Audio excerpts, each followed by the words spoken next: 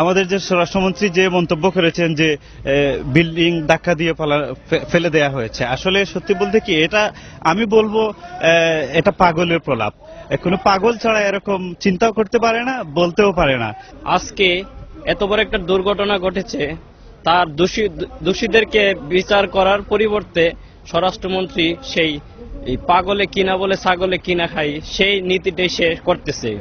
আজকে ওনার মতো একজন দায়িত্বশীল ব্যক্তি যেখানে খুব সুন্দর কিছু কথা বলবে, কিন্তু তার এগেনস্টে সে বুদ্ধি প্রতিবন্ধীদের মতো কিছু আবল তবল গাচ্ছে। আসলে কিছু বলার নাই। আমি মনে করি উনাকে বাংলাদেশের শ্রেষ্ঠ উম্মাদের অ্যাওয়ার্ড দেওয়া উচিত।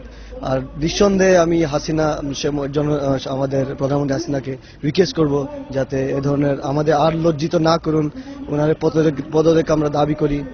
আমরা আগে চিড়িয়াখানা যাইতাম জীবজন্তু দেখার লাগে, কিন্তু এখন মানুষ চিড়িয়াখানা যাওয়া কমে গেছেন।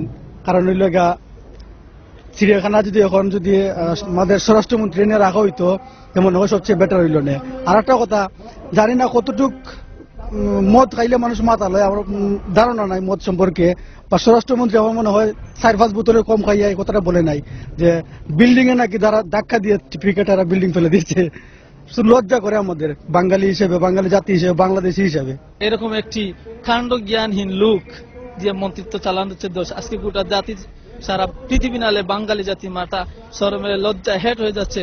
অবিলম্বে তার পদত্যাগ দাবি করছি। স্বরাষ্ট্রমন্ত্রীর কথা শুনে আমার কাছে মনে হলো যে একজন সুস্থ সবল ব্যক্তি কখনো এই ধরনের মন্তব্য করতে পারে না।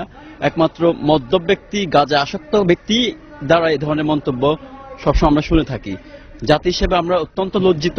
আমরা চাই অবিলম্বে স্বরাষ্ট্রমন্ত্রীর পদত্যাগ দাবি করছি।